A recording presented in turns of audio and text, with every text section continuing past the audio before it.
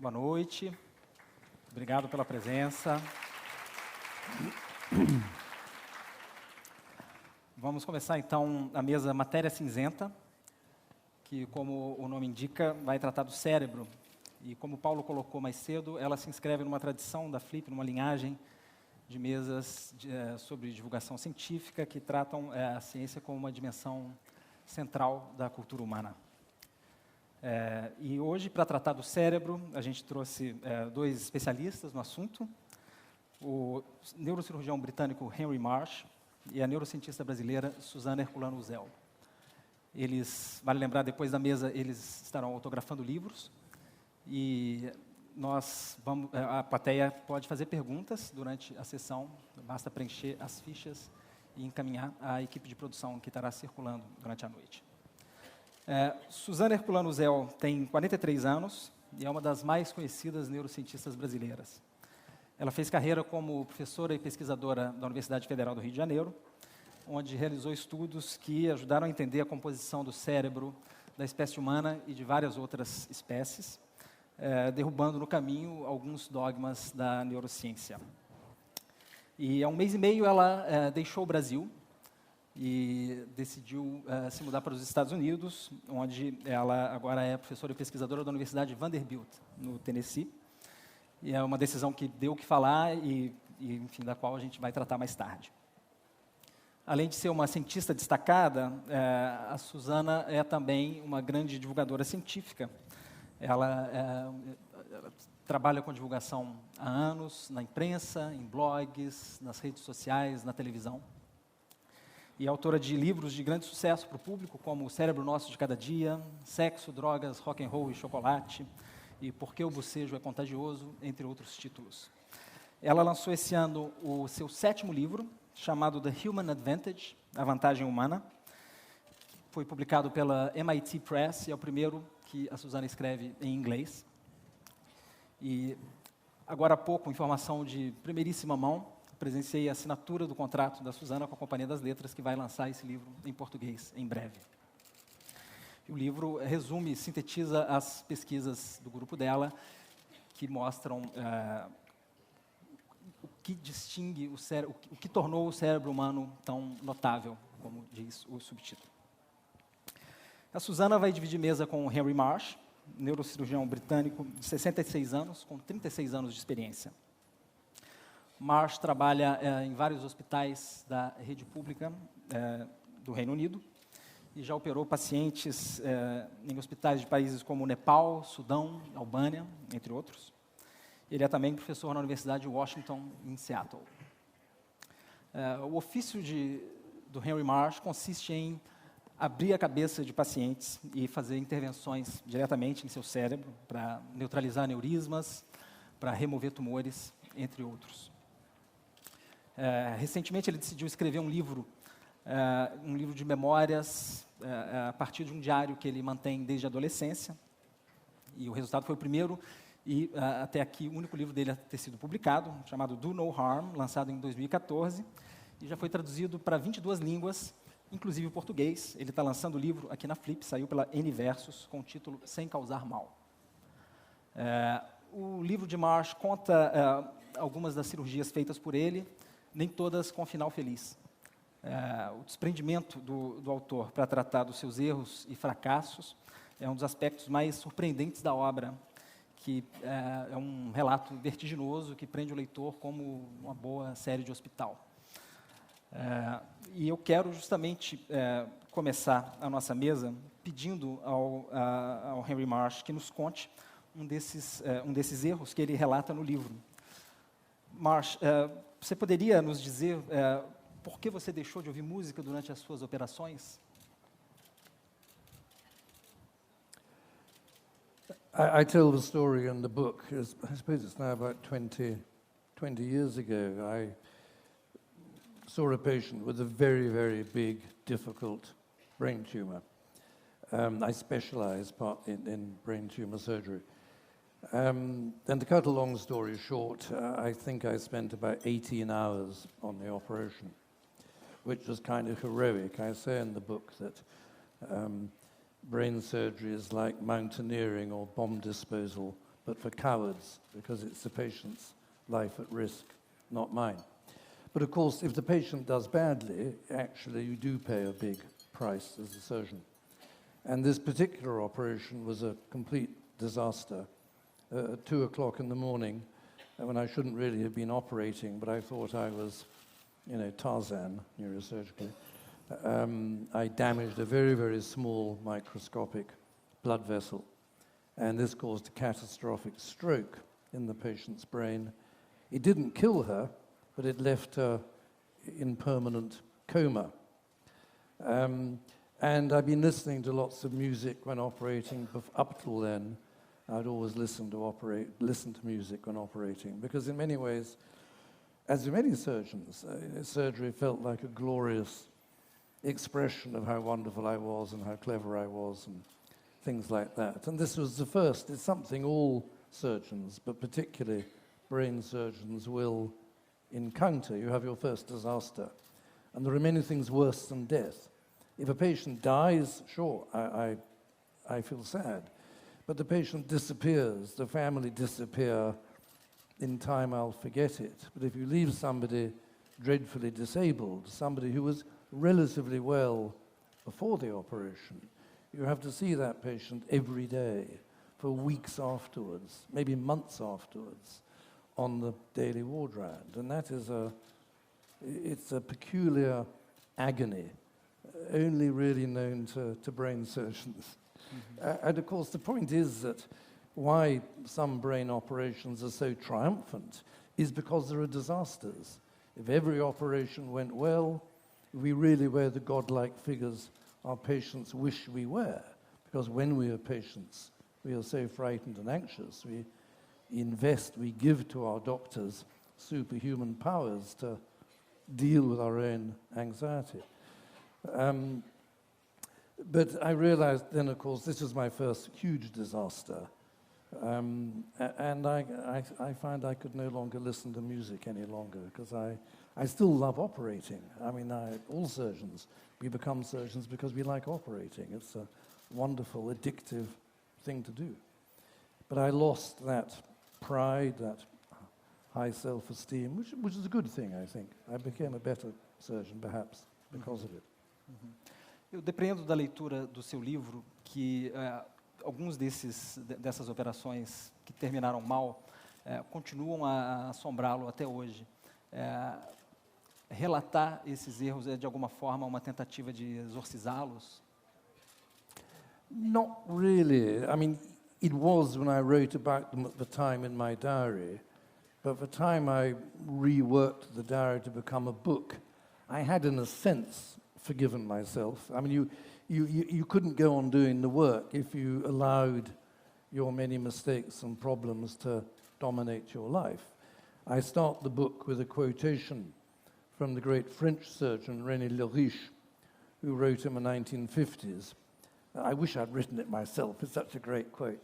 He says, all surgeons carry within themselves an inner cemetery, and it's a place to which they must go from time to contemplate their mistakes. And it's a place full of bitterness and regret.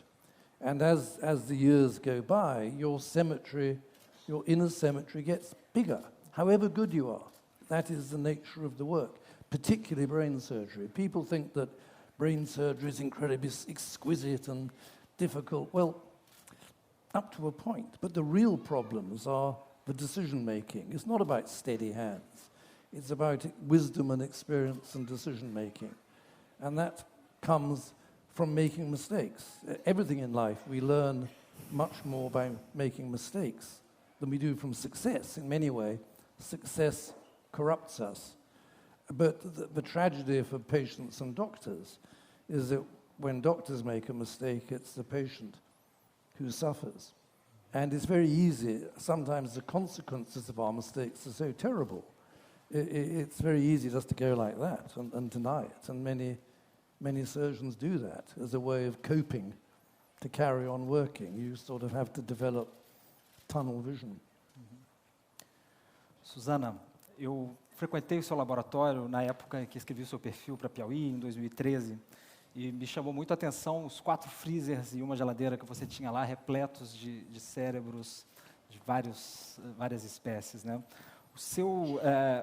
Parte importante do seu cotidiano de pesquisa envolvia transformar esse cérebro, fazer suco desses cérebros para contar as suas células. Queria que você contasse para nós em que medida esse suco de cérebro te ajudou a entender o que tornou o cérebro humano tão notável. Transformar cérebros em sopa foi a maneira que a gente criou de conseguir contar células, né? Que eu, como neurocientista, eu simplesmente pensava, bom, isso parece ser uma coisa tão básica, tão fundamental, que a gente precisa conhecer de que cérebros são feitos, né? Para então poder estudar questões mais complexas. E, para minha surpresa, não se conhecia isso, né? A gente essencialmente se chutava na literatura uma ordem de grandeza, que o cérebro humano tem 100 bilhões de neurônios, mas, na verdade, esse número não existia, né? E não existia por falta de uma técnica que permitisse chegar a esse número e fazer comparações entre espécies, né? E foi isso que a gente começou a fazer com o que eu chamo de sopa de cérebro, né? E assim que a gente conseguiu chegar a esse novo entendimento, que eu conto no livro, que o cérebro humano, afinal de contas, ele não é especial, ele não no sentido de ser extraordinário, literalmente, né? Ele não é um ponto fora da curva, não. Você tem que comparar laranjas com laranjas, e você, quando compara o ser humano com outros primatas, você descobre que o nosso cérebro é apenas um cérebro de primata grande, né? Que tem, sim, a vantagem de justamente ser um primata, e dentre os primatas ter o maior cérebro de todos, o que quer dizer que a gente concentra um número enorme de neurônios, principalmente no córtex cerebral, para o tamanho relativamente pequeno de cérebro que a gente tem, né? Então, a gente pode mostrar, por exemplo, que um elefante que tem o córtex cerebral 2 vezes maior do que a gente, é um cérebro do tamanho do meu antebraço, né? O elefante, apesar daquele tamanho todo, e simplesmente pelo fato dele não ser um primata, ele tem só 1/3 do número de neurônios que a gente tem no córtex cerebral, né?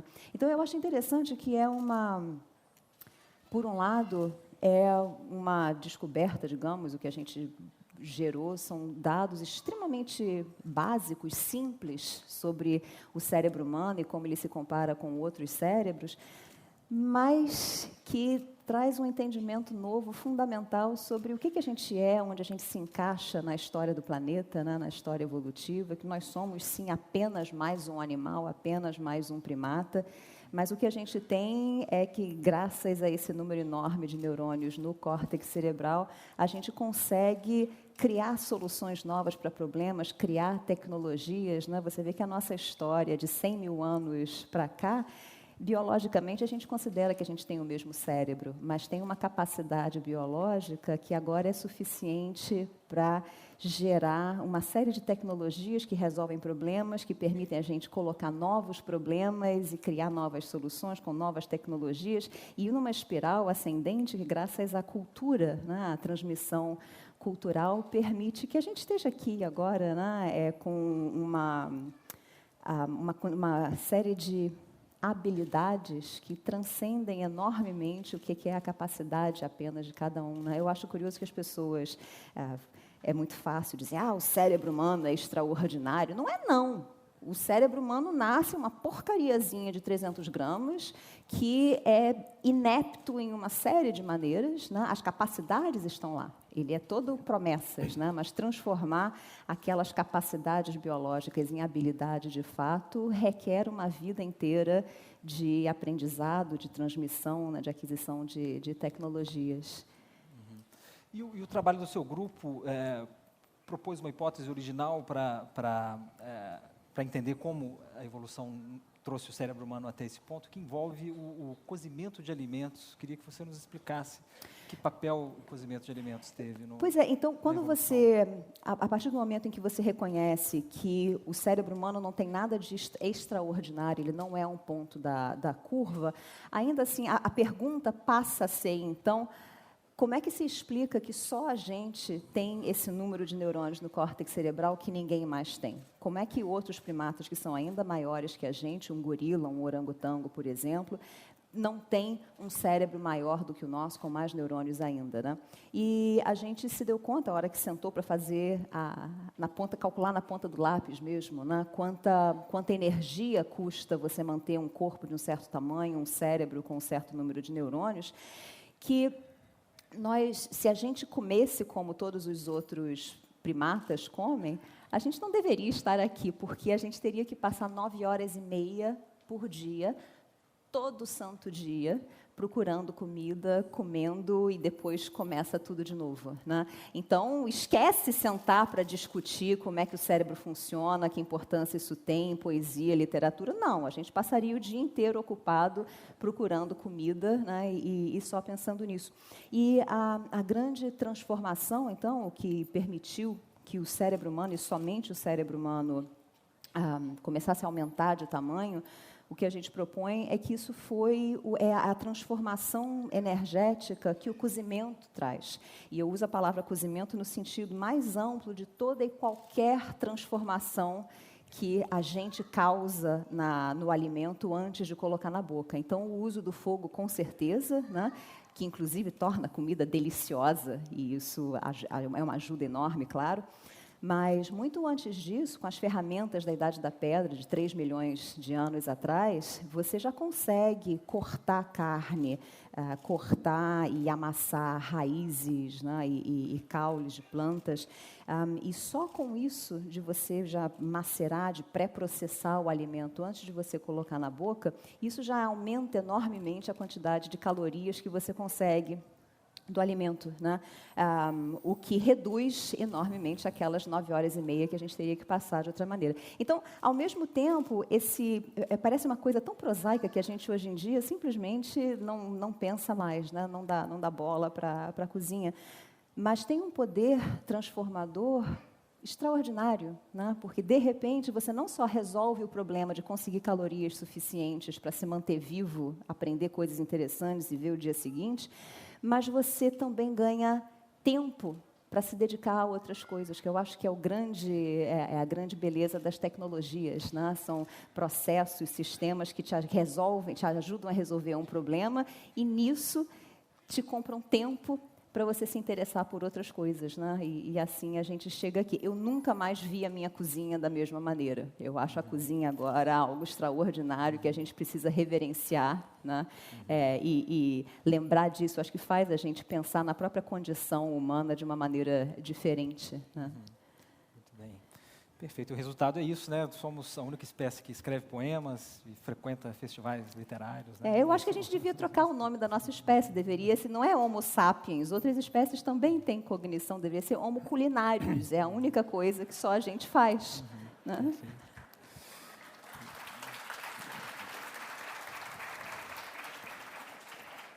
Eu queria fazer uma pergunta para vocês dois, começando pelo Marsh. Em comum, vocês têm o fato de trabalhar com a mão na massa, né? O Marsh operando os cérebros de indivíduos e você na lida cotidiana ali com aqueles cérebros que estão nos Tupperwares, nos seus freezers, transformando em suco e depois contando células. Eu queria abordar um problema clássico da filosofia, das ciências, que é o chamado problema mente-cérebro, né? Eu queria entender se o fato de vocês trabalharem diariamente com a mão na massa, se isso mudou a perspectiva que vocês têm em relação ao cérebro humano. Quer dizer, toda essa habilidade que nos diferencia de outras espécies, ela emerge da atividade elétrica e química do cérebro. E eu queria saber se entra um pouco de metafísica no trabalho de vocês, o que lidar muito diretamente com o cérebro ensinou a vocês sobre a condição humana. Marsh. Well, I'd say 2 things. Just quickly about the question of animal intelligence. I mean, some of the whales, particularly pilot whales, have very big brains. And I think, though Susanna may correct me, that pilot whales have more nerve cells than any other mammal. And it may be that pilot whales don't want to write poetry. You know, they may be interested in things we don't understand. We don't know what they use their brains for. With regard to your main question, as a neurosurgeon, you will often see people with damage to the front of the brain. It's the so-called the frontal lobes, and this is where social moral, ethical behavior is produced. And it's not unusual if people suffer a head injury, if they fall and hit their head, they can suffer bleeding and bruising into the frontal lobes of their brain. And they can walk, they can talk, their intellect is preserved, but their social behavior, their personality is wrecked. And the families say they're no longer the person they were. And if you see things like that, as you see on a weekly basis in your practice as a neurosurgeon, it is obvious that we are our brains. Everything we are all thinking and feeling in the room at the moment, that feeling of you being me, so behind my eyes and between my ears, it is electrochemistry. It doesn't feel like electrochemistry, but it is. That is the message of modern neuroscience. Now many people find that deeply offensive. They dislike that. They feel it turns us into computers or automata, but it doesn't. What it does mean is that our scientific view of the world, which I completely subscribe to, there is a huge gap, a huge hole. There's a massive hole in it. We cannot even begin to explain how physical matter gives rise to conscious experience. And ultimately, that is the most interesting thing about life. It is what I am, who I am. It is electrochemistry, and it is extraordinary. And we understand cosmology, the Big Bang. We don't understand quantum mechanics. Nobody understands quantum mechanics. But quantum mechanics works, even though we don't understand it. And it may well be that our consciousness and how atoms and electrons give rise to consciousness may be as incomprehensible as quantum mechanics is. I'm not saying that some people say that consciousness is a quantum mechanical process. Well, who knows? I mean, there's no way of knowing that. But we'd all accept that the starry sky at night is wonderful and mysterious and amazing. But each of the macrocosm, but each of us, our very own consciousness, is equally extraordinary. And in many ways, we understand less about our own consciousness and the relationship between our consciousness and the physical structure of our brain than we do of the whole of the universe. And for me, that's quite a consoling thought, because obviously, if you have this view, as most neuroscientists do, and I know Susanna does, you do not believe in an afterlife. There is no life after death. When we die, that's it. We are reassembled. Our atoms and molecules are reassembled into something else. Susanna. Eu acho que para muita gente a noção de que a gente não é mais do que matéria ou produto dessa matéria é quase insultante, né? Tem que ter alguma coisa a mais, ou então eles reclamam, vocês cientistas ficam querendo explicar tudo. Eu, aliás, discordo um pouco do Henry. Eu acho que a gente conhece, sim, tanta coisa hoje em dia sobre como o cérebro funciona. Claro, não tem... acho que ninguém hoje ousaria dizer que a gente entende como a consciência funciona, por exemplo, né? Mas tem tanta coisa que já é conhecida, e isso é tão bacana. Mas tem pessoas que dizem, vocês cientistas querem tirar a magia da coisa, querem explicar o mundo, isso acaba com a poesia da vida. Eu acho que muito pelo contrário, eu acho uma coisa tão extraordinária você olhar para aquele pedaço de matéria, para 1 quilo, 300 gramas, 1,5 quilo, 5 quilos, depende da espécie, e você olhar para aquela matéria e você entender que são moléculas, mas que por causa de uma configuração, por causa de uma maneira muito particular em que aquelas moléculas se organizam, aquilo se transforma em um ser que é capaz de pensar e se colocar na vida e ter opiniões sobre o universo, e aquilo pode se transformar, inclusive, em uma pessoa que te desperta emoções e amor profundo ou interesse. Isso, para mim, é a poesia suprema. Isso é extraordinário, é você ter essa consciência, essa apreciação de que talvez, no final das contas, você realmente não seja mais do que um punhado de moléculas organizado de uma maneira muito particular, né? E eu acho que se tem uma coisa que eu aprendi e continuo, faz parte do meu dia, vendo esses cérebros todos mortos, né, por definição, é essa lembrança, né, esse lembrete todos os dias de que, no final, todo mundo morre. E isso é bom, isso é um bom lembrete, é uma informação importante da gente ter todos os dias, nada é para sempre, né? Coisa que eu sei que a minha mãe pegava no meu pé muito, porque dizia, mas que coisa, menina, parece que vai morrer amanhã, quem sabe, né? Então, eu acho que junta isso com esse entendimento que a gente pode ter agora de que a nossa espécie não é particular, ela não é um ponto fora da curva, ela não é extraordinária, nós somos apenas mais um animal, com umas certas particularidades, graças à cozinha, graças à ciência e tecnologia, graças à capacidade que a gente tem de passar conhecimento adiante. Eu acho que isso tudo deveria, pelo menos, dar para a gente uma apreciação muito mais humilde e muito mais natural mesmo da condição que a gente tem, do lugar que a gente ocupa na Terra. Nós somos só mais uma espécie. Muito bem. E uma decorrência dessa pergunta que eu fiz para vocês dois, queria de novo me endereçar a ambos. Se as nossas funções mentais emergem, né, da atividade eletroquímica do cérebro, vocês acreditam que chegará o dia em que a gente terá um conhecimento sofisticado bastante da consciência e de sua base fisiológica, a ponto de poder criar em laboratório um cérebro que faça poemas como os de Ana Cristina César? Marsh. One cannot predict the future, but I think it's unlikely for two reasons. First of all, consciousness, which is very interesting to all of us, is an entirely subjective process. So you cannot study it scientifically.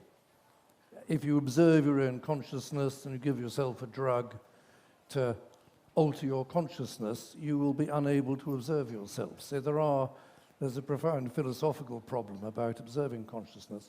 And secondly, there's a limit. Science is based on experimentation, and there's a limit to how much we can experiment on human brains. So I think there are some serious limits. Ou reproduzir isso numa máquina, criar uma inteligência artificial que faça poemas que nos toquem, como dos poetas que a gente admira. I doubt it, because we don't understand. I disagree in a sense, Susanna. Yes, we understand a lot about the brain. There's an awful lot we don't understand. And people like Stephen Hawking are saying that artificial intelligence is a huge threat to the human race.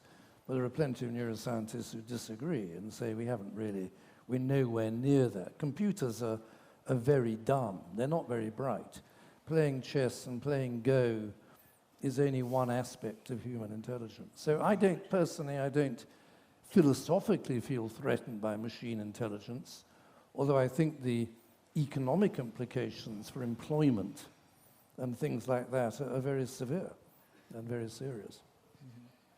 Susana. Eu acho um exercício mental muito interessante e divertido pensar nas circunstâncias, nas situações, se isso fosse verdade, por causa de uma série de implicações éticas, até para começo de conversa. Imagina que o cerebrinho que você criou no prato começa a protestar e dizer aqui, ó, me tira daqui, ou então, não, funcionem aí para mim. E vários autores de ficção científica já escreveram a respeito, né, da situação. Mas a questão não é essa. Eu acho isso muito pouco improvável. A razão principal é que a gente volta à história da diferença entre capacidade e habilidade. O que é a sua capacidade biológica, né, que depende das quantas células você tem, que conexões elas são capazes de fazer, e a diferença enorme, o abismo que tem entre isso e um cérebro com habilidades desenvolvidas, né? E, em uma palavra, o que faltaria a esse cérebro, digamos, no laboratório, é a auto-organização, A auto-organização é a capacidade de um sistema de se modificar de acordo com a sua própria existência, de acordo com a sua própria atividade, com o seu próprio uso. E é essa capacidade de auto-organização que transforma o cérebro que a gente tinha quando nasceu no que a gente tem hoje, né, com todas as suas habilidades. Quer dizer, o cérebro de cada um de nós aqui traz na sua conformação, no seu padrão de conexões, em quais células permaneceram vivas, o histórico da vida particular da gente, né? Então, todas as habilidades que eu tenho, mas você não tem, que você tem, que eu não tenho, e que tornam cada um de nós uma pessoa, um indivíduo, de fato, com habilidades, é devida a essa capacidade de auto-organização somada a todo um histórico de vida e de experiências, né, que tornam você cada vez mais você. Então, um conjunto de células num prato de laboratório forma um circuito? Claro. É um circuito ativo? Com certeza. Quais são as habilidades desse circuito? Não grandes coisas, né? Eles teria talvez a habilidade de levar a informação daqui para lá e trazer de lá para cá de volta, mas isso não opera um corpo, isso não interage com o ambiente, isso não faz coisas acontecerem do lado de fora, né? E, sobretudo, isso não tem essa capacidade de se auto-organizar, de modificar a si mesmo, de gerar a sua história de vida, né? Então, enquanto a gente não conseguir gerar isso tudo em laboratório, na verdade, e mesmo quando isso acontecer, eu prefiro a opção natural, a alternativa natural, que a gente já faz sem ter a menor noção do que está fazendo, mas que funciona super bem, tanto é que a gente está aqui, né? Graças aos nossos pais. Então, a auto-organização funciona super bem. Olha, começaram a chegar perguntas da plateia. Eu tenho uma pergunta aqui que se refere a uma mesa de neurociência que a gente fez no ano passado com o Siddhartha Ribeiro, um neurocientista que, se não me engano, foi seu contemporâneo de UFRJ, Suzana? Não sei veio agora. Antes de mim. Sim. Então, Siddhartha Ribeiro disse aqui que alguns nessa tenda viveriam 400 anos. Vocês acreditam nisso? Marsh, queria ouvi-lo primeiro sobre essa questão. Me? It seems very unlikely, very improbable. Yes, there are these people called transhumanists who want to extend life for as long as possible. Even if it was possible, I think it's a terrible idea, because it would be very expensive. You'd only the very wealthy people would be able to live for 400 years. Again, as Susanna was saying, a lot of these ideas are explored in science fiction, and I think the American science fiction writer Greg Bear has written a book about this where he calls them chronovores, devourers of time. And you end up with this terribly unequal society where all the oligarchs and bankers live forever and everybody else dies sooner. So I think it would be a bad idea socially. But I think it seems very unlikely to me. I mean, there are other arguments, and actually there's we don't know. It's complicated, but at the moment it's unlikely. I think sociologically, I think it's a terrible idea. And why do you want to live forever, you know? What's so special about living forever? I'm not sure. E, no entanto, a medicina tem feito com que os pacientes sobrevivam até uma idade cada vez maior, né? E, conversando nos bastidores mais cedo... Actually, that's not true statistically. It's public health. It's reduced infant mortality, better drains, better things like that, vaccination programs. That's the main driver of increased human longevity. But the problem is we are all living longer, and as we get older, we develop more expensive diseases. The longer we live, cancer is essentially a disease of old age. Although all the cancer research charities show pictures of young people and children with cancer. My own son had a brain tumor when he was a baby. By the age of 70, your risk of cancer is 1,000 times greater than at the age of 20. And again, dementia is essentially an age-related illness. So as society, as people live longer and longer, there are more and more older people. There are enormous economic problems, and all healthcare systems, ranging from Nepal, where I've been working for the last 2 months, to Brazil, to America, are under tremendous financial stress. We can no longer afford to live as long as we want to. But Benjamin Franklin, the American president, put it very neatly. He said, there are only two certainties in life, death and taxation. And we both try to avoid both. We try to avoid both, but that's unrealistic. Suzana. Eu acho perfeitamente compreensível que o primeiro impulso das pessoas seja dizer ou eu quero viver para sempre, ou eu quero viver 200 anos, 400 anos, tudo mais. Se eu acho que isso vai acontecer num futuro não muito distante, eu acho que não. Bom, eu acho que se as pessoas entendessem um pouco mais, e aí a gente vê a importância do conhecimento científico, né, de ter alguma familiaridade com o que a ciência gera sobre como a gente funciona, o que é a vida e tudo mais, para começo de conversa, morrer é a consequência de estar vivo. Né? O mesmo oxigênio que mantém a gente vivo, no final das contas, termina matando o corpo pelo desgaste da própria respiração, né? Então, você pode, claro, atrasar isso um pouco, você pode envelhecer bem, você pode fazer exercício, evitar excesso de calorias, a gente sabe que tudo isso ajuda a retardar esse envelhecimento inevitável, esse desgaste inevitável do corpo pelo próprio fato de estar vivo, né, de respirar, de usar oxigênio.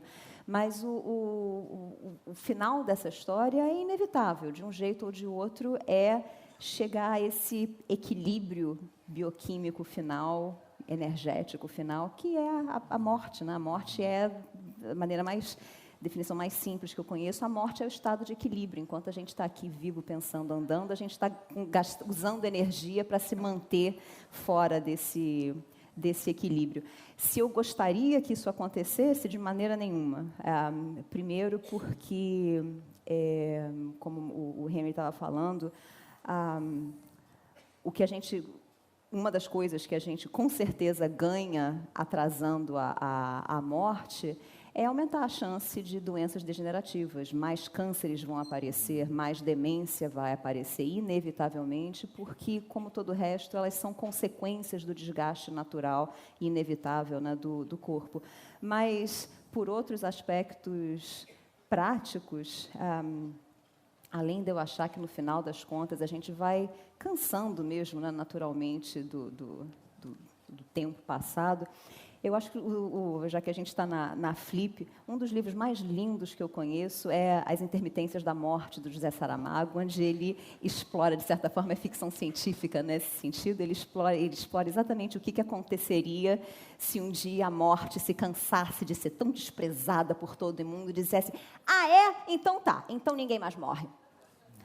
E as consequências são extraordinárias, né? Eu acho que é um livro, assim, deveria ser leitura obrigatória para todo mundo, para fazer a gente pensar, né, no mínimo, nos aspectos práticos, né, de como a vida da gente é organizada em torno de uma reciclagem, digamos, né, natural, que tem uma série de funções, inclusive a função de você permitir que novas gerações ocupem o lugar das anteriores, né? Isso que move a vida, isso que move o conhecimento, isso que mantém a sociedade da gente saudável, de fato. Né?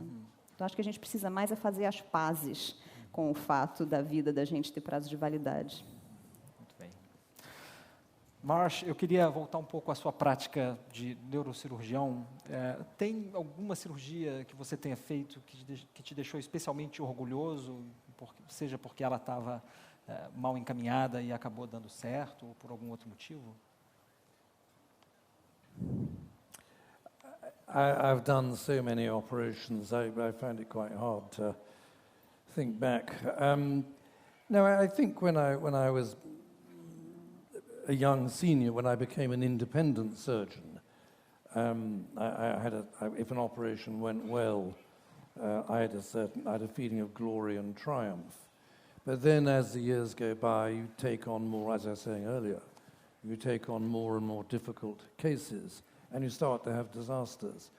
And in the last few years, if I do, and most of the operations I do are technically quite difficult, But now I just feel a sense of relief if it goes well. I don't feel very triumphant. I just feel I was lucky, and I'm glad it went well. But there's much less sort of egotistical celebration, because I know I'm fallible. I get things wrong, and things don't always go according to plan. So I think, in brain surgery, there are always exceptions, but I think we become more modest and more humble as we become more experienced. This is a paradox of experience. You learn to trust yourself less in a funny sort of way. And I've become much more, all my medical lectures now to medical audiences are all about the importance of team working and having good colleagues. Because my colleagues are much better at seeing my mistakes than I am. And this is the conclusion to that wonderful book by the Nobel Prize-winning psychologist Danny Kahneman, who got the Nobel Prize for economics, although he's a psychologist. And his conclusion is because of his so-called cognitive biases, we are biased in our own favor. When we think we're being rational, actually we're not. We consistently make mistakes. And other people, outsiders, are better at seeing my mistakes than I am. So when I look back on my career and see some of the really stupid, careless mistakes I made, and we all do, I'm a human being. If I'd said to a colleague, "Oh, what would you do?" or said, "Look, I'm stuck, I don't know what to do," I might well have avoided the mistake. So I think the really important thing in safe, modern medicine, safe, modern surgery, is to get away from the Einstein, Michelangelo, Beethoven view of surgery. That age is gone anyway. And the emphasis must be, although you still need a big ego, you still need to be brave to walk into the operating theatre. If you're full of doubt and lack of self-competence, you can't do it. But you have to be very self-critical as well, and you have to be a good colleague and have good colleagues who will feel able to criticize me and help me in a positive way. I think that's very, very important. Você ainda tem insegurança diante de uma cirurgia especialmente difícil? Ainda dá frio na barriga? Oh, yes, I'm always very anxious when I operate. When I was in Nepal, I was doing a lot of very major operating. But it's the anxiety which makes it attractive. I mean, the dividing line between fear and excitement is very narrow. And you certainly don't go into brain surgery if you're risk averse. You must actually like risk. You become a surgeon because you want to excite yourself. But you're excited because you are actually deep down, you're very concerned the patient should be okay after the operation. It is often said surgeons are psychopaths. But if you were a true psychopath, you wouldn't care a damn what the patient was like at the end of the operation. And then the operation wouldn't be interesting, The whole point is to get a good result. So can I ask you something, actually? So is it still as exciting, as rewarding to you to do surgeries nowadays? Or does it ever get to the point where you've performed a certain type of surgery so many times that it becomes automatic? Is it always different? It's never boring. It's always exciting. I mean, the slight problem is some of the most exciting and difficult operations in neurosurgery have now become redundant. When you operate on what are called aneurysms, blowouts on the blood vessels of the brain, and I describe one of these operations in my book. It's very exquisite, very delicate. It's very beautiful visually, looking down the microscope. And it's very dangerous. At any moment, this aneurysm can burst like a bomb going off, and then the patient will usually die or be left with a major stroke. And in the past, neurosurgeons, to put it crudely, measured the size of their testicles by how many aneurysms they'd done and how big they were. And we've lost all that because it's now been replaced by non-surgical technology, which is great for patients, but terrible for neurosurgeons. So, no, I still am seriously addicted to operating, and the problem is to know when to stop. I mean, everything in life, whether it's going to a dinner party or retiring or dying, it's better to go too early rather than too late. And I haven't quite decided yet. I'm still working a lot, but not very much in England now. E muita coisa deve ter mudado em mais de 3 décadas de prática, né? No seu livro você descreve cirurgias que são feitas hoje com anestesia local, em que o paciente está consciente e pode, você pode colher as reações dele de imediato para saber se está tocando alguma área específica. O que mudou em relação ao seu tempo de treinamento e para um trainee seu que está começando hoje, o que está diferente em relação ao que era 30 anos, 40 atrás? In many ways, the effect of new technology is to make the most dangerous operations no longer necessary, or to make things a lot easier, actually. So in many ways, as a purely technical specialty, neurosurgery has become rather easier over the years. The problem in England and in Europe, in my opinion, which I wish England was still part of it, I'm still genuinely deeply depressed about Brexit. I mean, it's a nightmare. It really is. Thank you.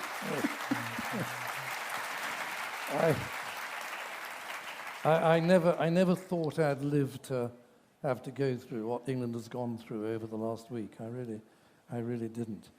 I've lost track of. I got so upset about Brexit, I forgot what I was talking about. Vai mudar na prática o cotidiano dos neurocirurgiões? Well, it may do. I mean, in England, although we have a hybrid system, there is private medicine and state medicine. 80-90% of people are treated in the state sector in the National Health Service, which I am a great proponent of for many reasons. But if Brexit goes badly and the English economy suffers, and also the politicians who've been driving Brexit are essentially right-wing ideologues in the pocket of Rupert Murdoch and other low-life forms like that, I think this will have a very bad effect on socialised healthcare in England, and that would be very sad. Suzana, vamos falar da sua saída do Brasil e da sua opção de se tornar pesquisadora de uma universidade americana. Você já está lá um mês e meio, já dá para sentir como o seu cotidiano vai ser diferente? Já dá para saber o que deixa saudade no Brasil e o que definitivamente não deixa saudade? Você quer dizer, você está falando do fato de eu agora poder fazer meu trabalho?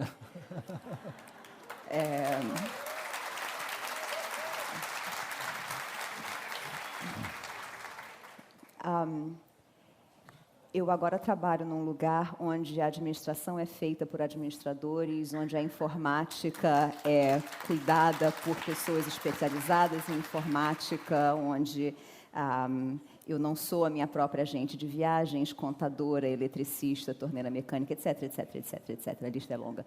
O que quer dizer que eu estou no mundo dos sonhos que as pessoas fora da academia no Brasil têm, que é o que eu chamo de mundo real, onde você trabalha em empresas onde as coisas têm que funcionar porque tem um sistema que supervisiona, que exige produtividade, que exige eficiência, né?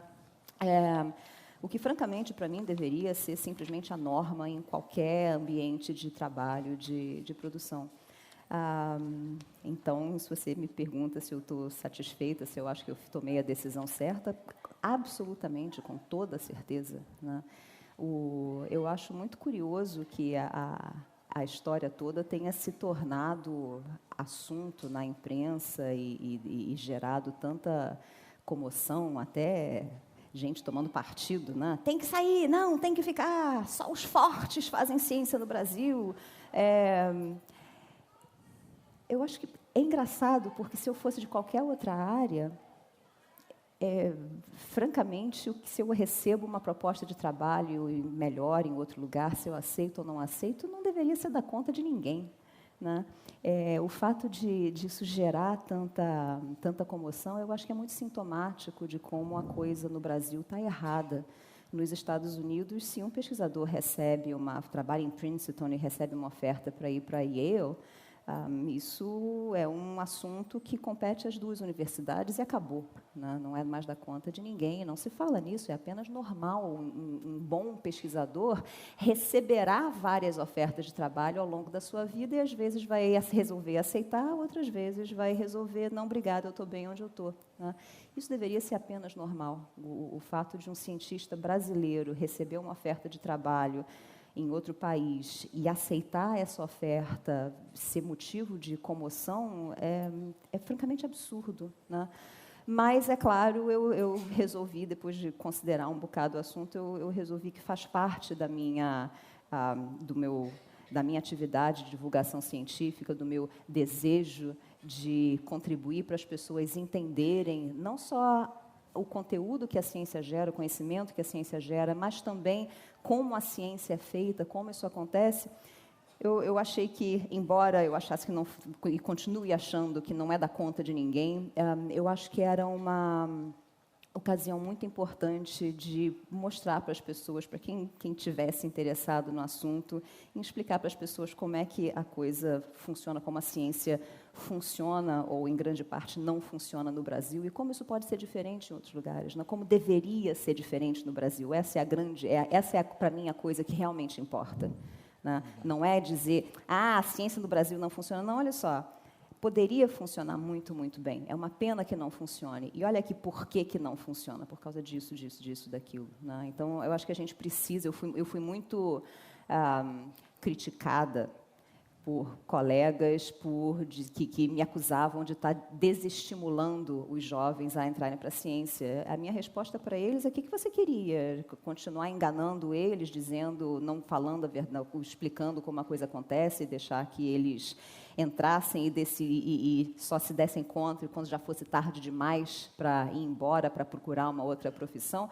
Eu acho que o que a gente precisa fazer, isso é parte da função de um divulgador de ciência, ou de qualquer comunicador, na verdade, é passar a informação, é dizer, olha, assim é como a coisa funciona, estão aqui as dificuldades que você vai enfrentar, se você quiser realmente, né, se embrenhar nesse caminho.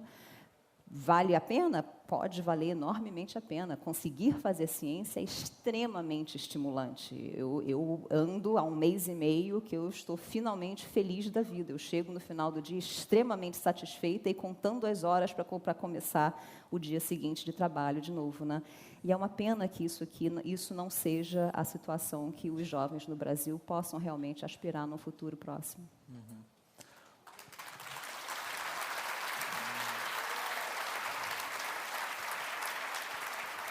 Suzana, uma novidade desde que você anunciou a sua ida no campo da política científica brasileira foi a fusão do Ministério da Ciência, Tecnologia e Inovação com o Ministério das Comunicações, hoje nas mãos do Gilberto Kassab.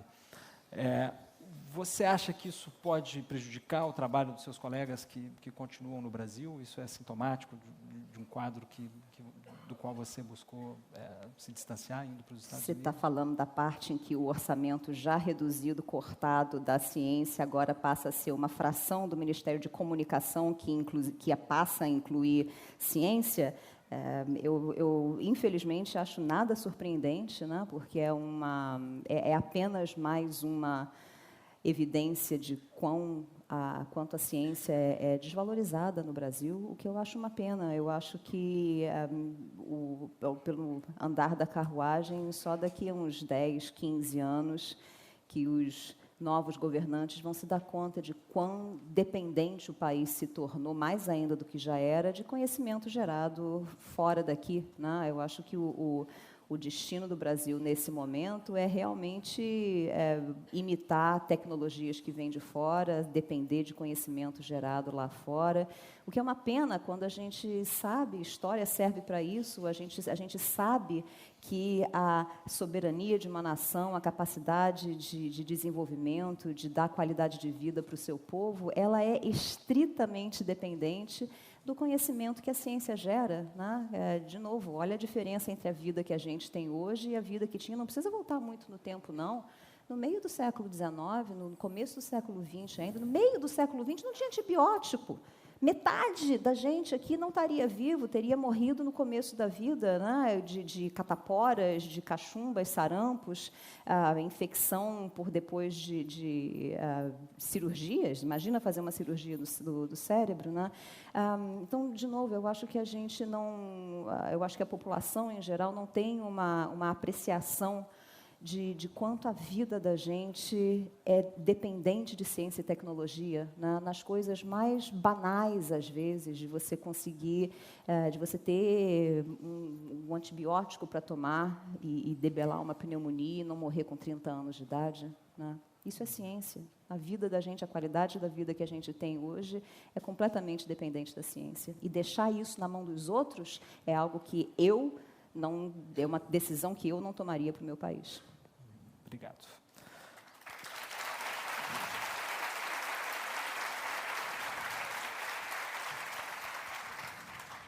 Marsh, alguém do público pergunta: seu humor ou estado mental altera o resultado de uma cirurgia?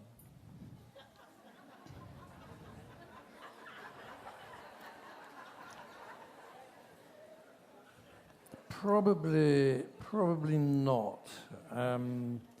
I mean, it depends on the operation. I mean, the idea, I don't have a television, so I haven't really watched all these popular medical soaps, as we call them. But in fact, in most maybe they're more realistic nowadays, but most of the time I like operating in a relaxed, friendly environment. So everybody's talking and chatting. I don't listen to music, but it's not all one of deadly, serious silence. So the nurses are chatting and the anaesthetists are chatting, and I'll be talking as well while I operate. I think on the whole you operate better when you're relaxed and you feel at home among friends. I mean, sure, the operation can get very difficult and tense, and then I ask people to shut up so I can concentrate. I also learnt, when I became an independent surgeon and was faced by very big operations, I'd be very anxious and I couldn't sleep, and I'd then be really paranoid. I can't get to sleep, and so I'd go to work underslept. But I then realized that actually when I was tired, although I didn't enjoy operating, I hated operating, I was incredibly careful because I trusted myself even less. So in a paradoxical sort of way, by being tired, it almost made the operation safer. And then I stopped worrying about it and I slept. I slept perfectly well. You know. Você alguma vez já deixou de fazer uma operação no dia em que ela estava prevista por algum tipo de preocupação devido ao seu por acreditar que não estava em mental condições? state? Sim. No. I mean, I went through a very traumatic divorce 20 years ago, and I was in a bad mental state. And I began to think, should I be operating when I'm under so much stress? But I carried on. And I think that was the right thing to do. I mean, a lot of things in life is about expectation. It's been shown with post-traumatic stress counselling. There have been controlled trials where half the people who'd been through a stressful experience had post-traumatic counselling by trained psychologists, and half did not. And both these trials showed the people who had counselling had higher anxiety levels after the counselling than ones who didn't. You must be terribly anxious, you know. It's the opposite of the placebo effect. It's called the nocebo effect. If you tell people you must be feeling very ill, they start feeling ill, you know. So suggestion is very important, and why, even in brain surgery, the way you talk to patients, the way you try to give them hope and encouragement, even when the situation is very black. I can't prove my patients do better as a result, but I still think it's very important. Mind and matter, as you were saying earlier, are the same thing. There is this distinction between real illness, which is physical, and imaginary illness in the brain is completely false. All pain, as I tell my patients with pain problems, if I pinch my little finger, it is an illusion that the pain is in the finger. It's not. The pain is in a map of my brain. So if pain is psychological pain, it's just as real as pain coming from a finger. It's like phantom limb pain. If you lose a leg, many patients sort of terrible pain afterwards, and that is entirely created within the brain. Muito bem. Suzana, uma pergunta da plateia. A pesquisa científica sem aplicação prática imediata também deve ser garantida pelo Estado? Deve ser garantida pelo Estado, perdão. A pesquisa científica sem aplicação prática? Sim. Como? Essa é a pesquisa científica. A ciência... A ciência é a investigação sistemática que se faz a partir do momento em que você reconhece que você não conhece alguma coisa, né? Essa alguma coisa pode ser como é que se explica que todo dia o sol aparece no céu, ou como se explica que crianças nascem sempre em torno de 38, 39 semanas de gestação. Pode ser qualquer coisa, né? Pode ser por que a gente insiste em cometer os mesmos erros. A única coisa que importa, que é necessária, a única condição necessária para se fazer ciência é você reconhecer a sua ignorância a respeito de alguma coisa, né? Então, o que é a ciência é todo tipo de investigação sistemática e organizada que se faz a partir desse reconhecimento de ignorância, né? E o que se ganha com isso é conhecimento. Quando esse conhecimento vai ser útil, a única resposta honesta para quem fez ciência baseada nesse reconhecimento de ignorância é nem Deus sabe. Porque se soubesse, não é uma investigação movida por ignorância, é simplesmente meios para atingir um fim. O que é perfeitamente razoável, mas isso se chama engenharia, isso não se chama ciência, né? Então, eu inverteria a pergunta: é razoável a gente fazer investimentos voltados, pensando já em aplicações específicas? É claro que sim, a gente deve investir em tecnologia e engenharia, mas isso não tem nada a ver com ciência. Ciência é você se preocupar em entender as coisas simplesmente porque você não as entende ainda. O que você faz com isso depois? Se alguém dissesse para o... Como era o nome dele mesmo? O cara que passou dias, anos, estudando morcegos e como eles se situavam no escuro, por que ele estava fazendo aquilo? A resposta era: porque eu não entendo como é que morcegos conseguem fazer movimentos tão finos, caçar animais pequenos no escuro, e isso é extraordinário e eu quero entender. Ele não era cartomante, ele não predizia o futuro, ele não tinha nenhuma ideia de que isso um dia se tornaria a base do radar, né? Eu acho que a coisa bacana é você justamente descobrir simplesmente porque você não sabe, você gostaria de entender aquilo, e o bônus é que um dia alguém que se interessar pelas aplicações, né, algum engenheiro interessado em buscar novas aplicações, novas soluções para problemas, pode usar essa literatura toda, né, que, quem sabe, um dia alguém chamou isso de desperdício de tempo, de pesquisa inútil, tudo mais, e levar o que se aprendeu sobre como morcegos voam no escuro e levar isso para a engenharia naval, né, para a capacidade que a gente hoje tem de se localizar, sem você nem mesmo precisar se preocupar em como é mesmo que eu chego lá. O GPS serve para isso, né? Então, isso não é, de maneira alguma, menosprezar a aplicação, de jeito nenhum. Mas eu acho que isso é reconhecer que são duas coisas igualmente importantes: a ciência, que gera conhecimentos, e a engenharia, que aplica esses conhecimentos, mas que sem ciência não existe engenharia. Perfeito. E uma pergunta agora...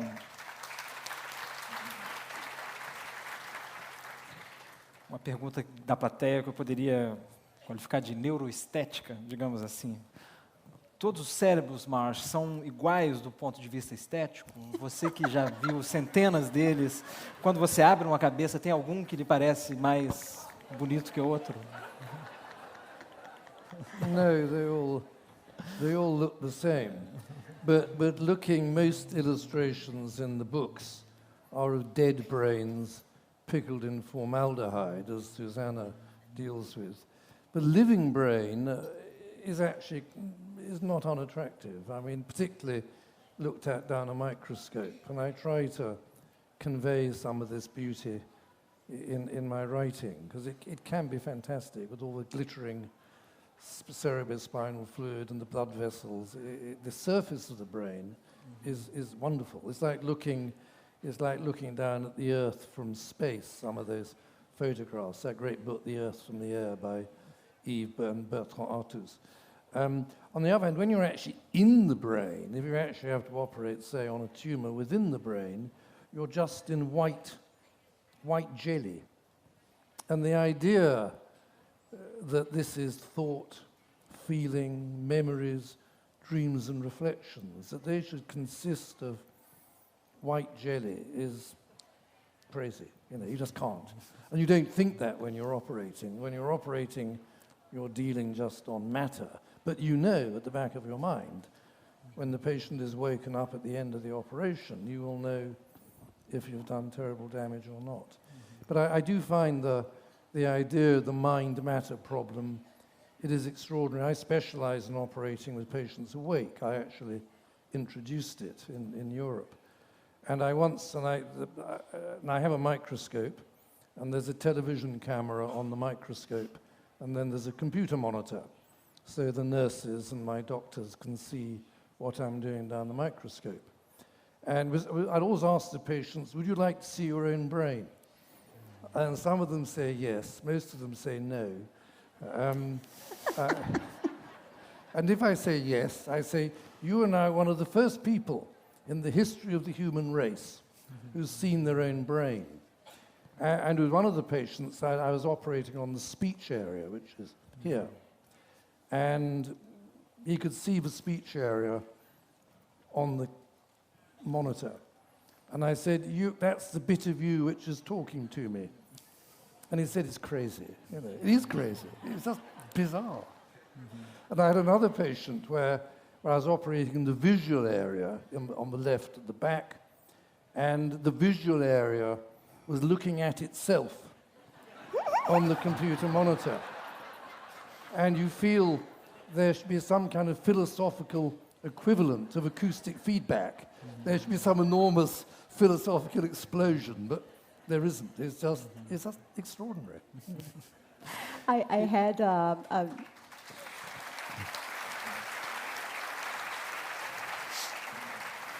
I had an MRI done once I was a volunteer in a study, and I walked out of the room, and there was the image of my own brain on the computers, and I walked by, and I was like, is that me? I was like, oh, that's my red nucleus, and that's my hippocampus. I have a hippocampus.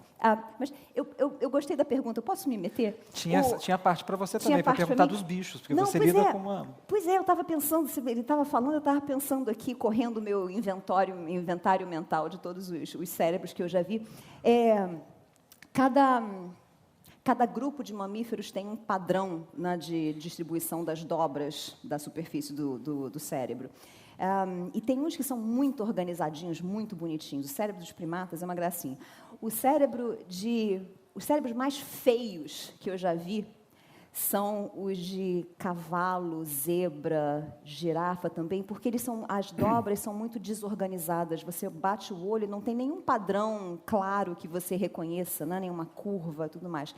O mais bonitinho é o cérebro do guaxinim. É um cérebro deste tamanho. Para o tamanho que ele tem, ele não deveria ser super girificado, né? Ele não deveria ter muitas dobras, mas ele é muito dobrado.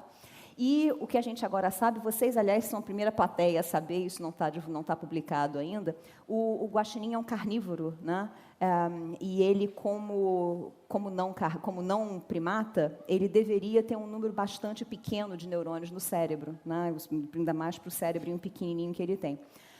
O guaxinim tem meio que 3 vezes mais o número de neurônios que ele deveria ter. Quando você olha a relação para o tamanho, ele é um primata, mas não sabe. né? O que eu acho muito legal, porque a gente no Brasil não tem guaxinim, nos Estados Unidos, na Europa, eles são o terror dos parques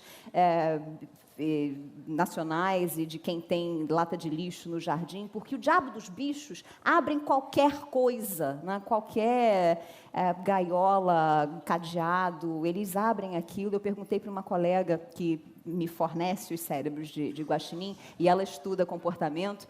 Eu perguntei para ela, escuta, por que o guaxinim não é o modelo de animal de laboratório para estudar a cognição? Por que a gente insiste em estudar ratos e camundongos, coisa mais sem graça, né? E a resposta dela foi porque, para ter guaxinins no laboratório, os laboratórios teriam que ser transformados em prisões de segurança máxima. Né? Então, eu gosto muito porque casa direitinho com aquele cerebrinho lindo, que é desse tamaninho, mas é todo dobrado e cheio de neurônio. É uma gracinha o cérebro do guaxinim. Perfeito. Obrigado, Suzana. Gente, estouramos o nosso tempo, então vou encerrar essa mesa, infelizmente, com essas considerações neuroestéticas. Obrigado, Suzana. Obrigado, Obrigada a Marsh. vocês, foi um prazer. Obrigado pelas perguntas. Muitas delas não deu tempo de fazer, mas foi um prazer.